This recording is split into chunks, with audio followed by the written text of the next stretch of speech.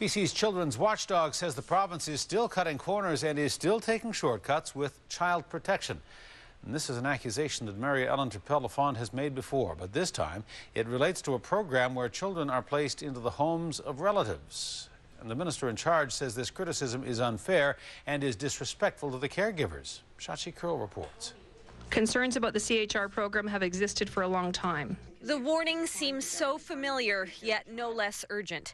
BC's Children's Watchdog saying the BC government is knowingly leaving many of this province's most vulnerable, most fragile children exposed to risk, this time by the relatives who care for them.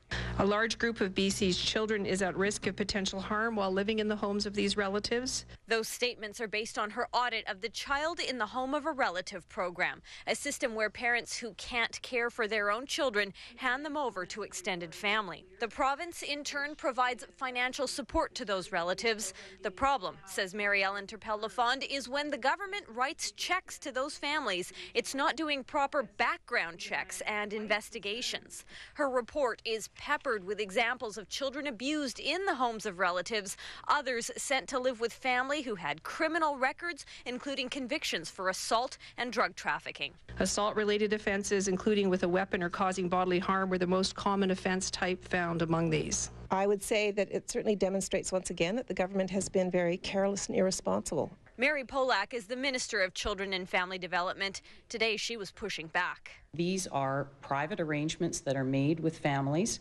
and they are families that I think deserve an awful lot of regard for what they do. We already did a review ourselves of the Child in the Home of a Relative program screening.